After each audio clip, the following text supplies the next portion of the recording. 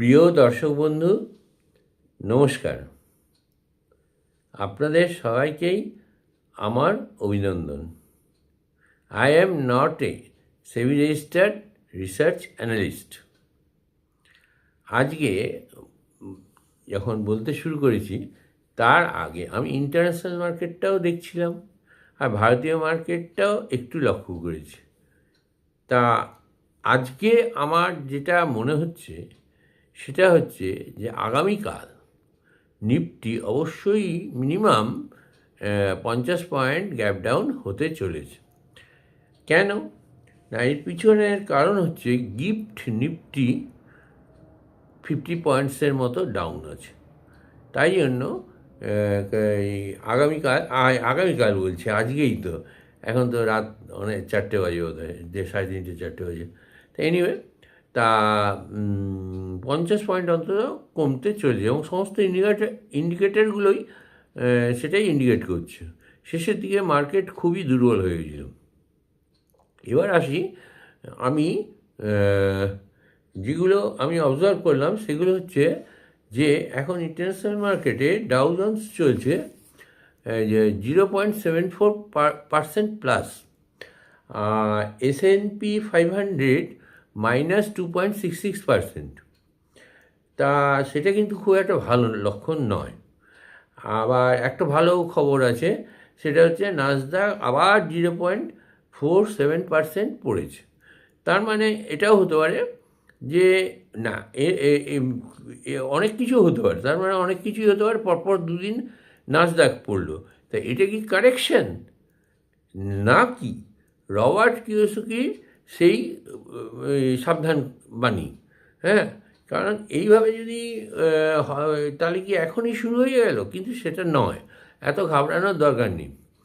আমি খুব ডিপলি বিভিন্ন বিদেশি যে সমস্ত ইউটিউবার তাদের ভিডিও টিডিও দেখছি যে অত ঘাবড়াবেন না। একটা ক্র্যাশ আসতে, অর্থাৎ রিসেশন আসতে ইউএসকে মেইন ধরে নেয়। ইউএসের দুটো কোয়ার্টার যদি পরপর জিডিপি মাইনাস থাকে তাহলেই ক্র্যাশ আসবে, মানে প্রায় আসবেই, অবধারিত। মানে এটাই গণনা করে দেখা গেছে। ধরুন 1929-এ একটা বিশাল বড় ক্র্যাশ এসেছিল, তখনও ইউএসের দুটো কোয়ার্টারের জিডিপি মাইনাস ছিল। এবং ওটা তো আমরা সবাই জানি, 1929-এর ক্র্যাশটা। আর 2008-এর ক্র্যাশটাতেও ওরকম দুটো জিডিপি মাইনাসে এসেছিল। আর এবার 2025-এর যে ফার্স্ট কোয়ার্টারটা, অর্থাৎ এপ্রিল মে জুন, 30 জুন যে কোয়ার্টারটা শেষ হয়েছে, ওটাতে খুব সামান্য হলেও মাইনাস হয়েছিল, নেগলিজিবল হলেও মাইনাস হয়েছিল। মানে এই শর্তটা হতো যে, আচ্ছা কত হয়েছিল বলে দিচ্ছি, -0.06% মাইনাস হয়েছিল।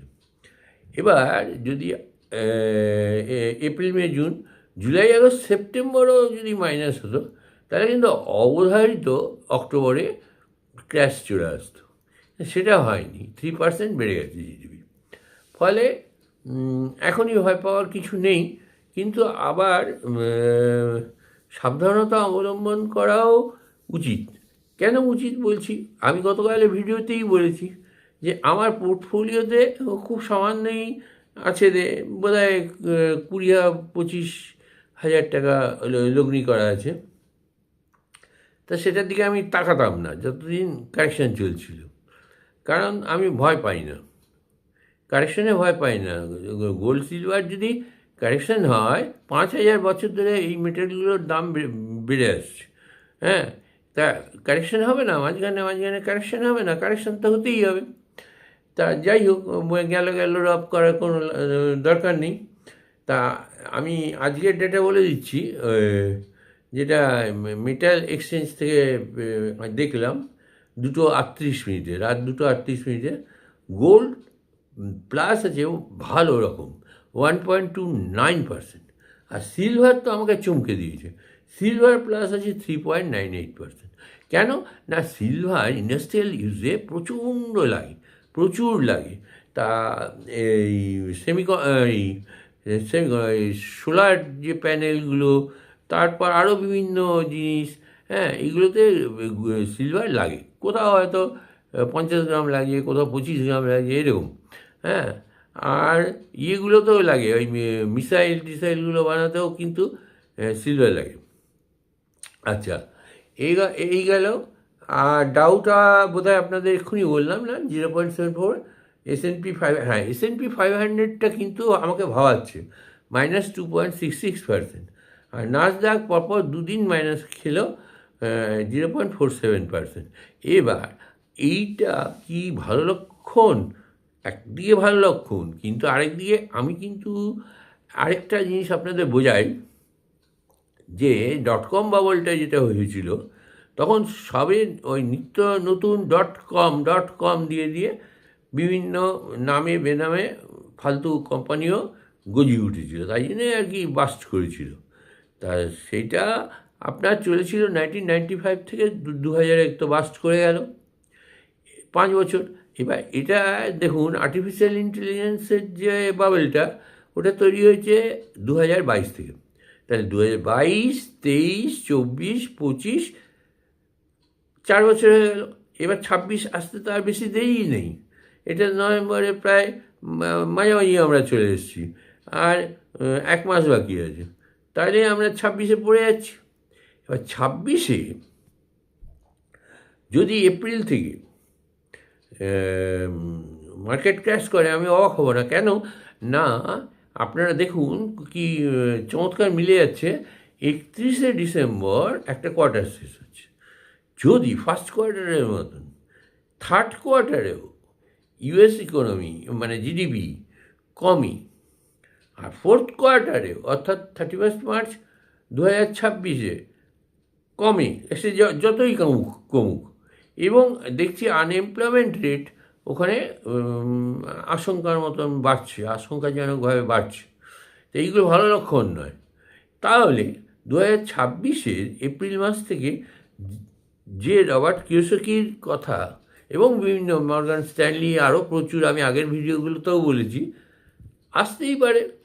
তাহলে কোমর কষে এখন থেকেই আপনার 5000 বছর পুরাতন গোল্ড এবং সিলভার, এই ইনভেস্টমেন্টে আপনাদের কোনো দিন লস হবে না, কোনো দিন লস হবে না। শুধু আপনার চাই পেশেন্স। মানুষের পেশেন্স থাকে না বলে মানুষ লস করে, কারণ এইগুলো হচ্ছে একদম আসল মানি, অ্যাকচুয়াল মানি। হ্যাঁ, তা আর এই যে প্রিন্টিং, ডলার প্রিন্টিং করা হচ্ছে এত এত এত এত, ডলারের ভ্যালু ক্রমশ কমছে। হ্যাঁ, বা ওই সাময়িকভাবে মার্কেটটাকে বাড়িয়ে দিতে পারে, ওরা সেটাই করছে। মানে ডলার প্রিন্টিংয়ের ইয়েটা অনেকটা অ্যালোপ্যাথিক ওষুধের মতো, ফট করে অ্যাকশান নিয়ে নেবে, প্রচুর নোট প্রিন্ট করে দিচ্ছে। হ্যাঁ, কিন্তু তারপরে ভবিষ্যতের জন্য সেটা কিন্তু ভালো নয়। এনিওয়ে, তা এবার আমি আমার ইয়েটায় আসি। আর গিফট নিফটির কথা তো বললামই, 50 পয়েন্ট ডাউন আছে।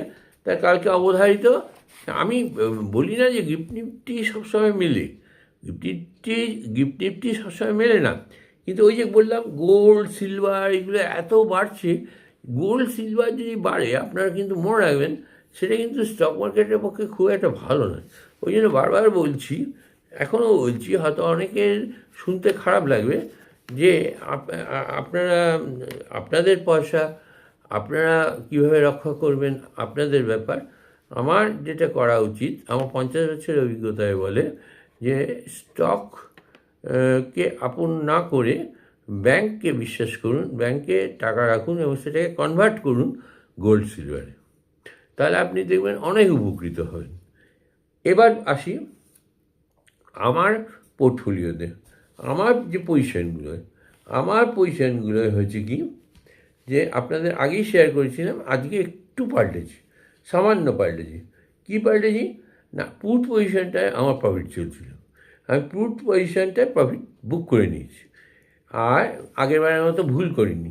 এবার যে পুটটা সেল করছি সেটা হচ্ছে 2 ডিসেম্বর, এবং সেটা ভালো দামে সেল করেছি, সেটা হচ্ছে 246 টাকা 35 পয়সা, এবং আজকেই আমি কিছুটা গেইন করেছি, ওটা এসে গেছে 237 টাকা 30 পয়সা। তার মানে হলো কি, 9 টাকার বেশি আমার লাভ হয়ে গেল, 9 টাকা 5 পয়সা। তাই 9 টাকা 5 পয়সা not a matter of joke. এইভাবে পজিশন মাঝে মাঝে মাঝে মাঝে চেঞ্জ করতে হয়। তা চেঞ্জ করলে কী হবে, এই জিনিসটা carry forward carry forward carry forward করে চলতে থাকে। একটু পেশেন্সের দরকার, যার মধ্যে পেশেন্স নেই সেই কিন্তু এই স্কিলটা অর্জন করতে পারবে না। হ্যাঁ, ক্রমাগত যদি আপনি একই কাজ করতে যান করে যান, তখন আপনি সেই কাজে দক্ষ হয়ে উঠবেন। যাই হোক, তা এবার আরও একটা জিনিস আছে, আপনার সাবকনসিয়াস মাইন্ডে যদি আপনার সবসময় ভয়ে ভয়ে ভয়ে ভয়ে থাকেন, তো সেটাও ভালো নয়, সেটা খারাপ। আর আরেকটা কথা, আমি তো আগেই বললাম, 2 কোয়ার্টার পরপর মাইনাস হলে তাহলে হবে, এবং সেটা যে নাও হতে পারে, সেটা একদম হতে পারে না তাও নয়। সেটা ধরুন 2 কোয়ার্টার, ওই তো বলে দিলাম 31শে মার্চের মধ্যে 2 কোয়ার্টার হয়ে যাবে, তো কম মাস বাকি আছে, 4.5 মাস। এই হলো ব্যাপার। তা আপনারা সকলেই ভালো থাকবেন, সুখে থাকবেন। আজকে এই পর্যন্তই, আগামীকাল আবার আপনাদের সামনে এসে উপস্থিত হব। আমার এই ছোট্ট চ্যানেল, আপনাদের সাপোর্ট ছাড়া আমি এই চ্যানেল চালাতে পারবো না। আমি কোনো ইনফ্লুয়েন্সিয়ারের কাজ, মানে কোনো কোম্পানি বা কিছু থেকে আমি টাকা 1 পয়সাও নিই না, এটা আমার নিজের প্রিন্সিপাল। আর যদি আপনাদের কিছুটাও আমি করতে পারি, সেটা আমার লক্ষ্য। এবার নিফটির রেজিস্ট্যান্সগুলো একটু বলে দিই আপনাদের, ফিবোনাচি অনুযায়ী। রেজিস্ট্যান্স 1 হচ্ছে 25,923, রেজিস্ট্যান্স 2 হচ্ছে 25,959, আর রেজিস্ট্যান্স 3 হচ্ছে 26,018।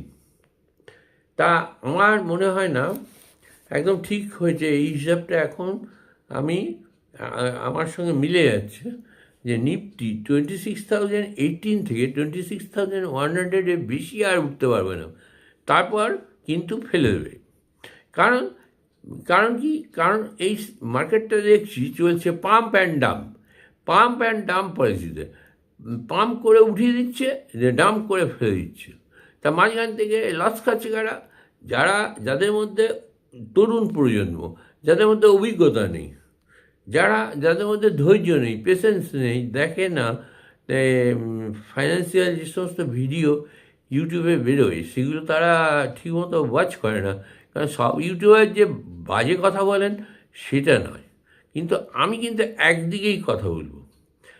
যখন বলবো মাইনাসই বলবো, আর যখন দেখবো প্লাস, কখন প্লাস বলবো। ধরুন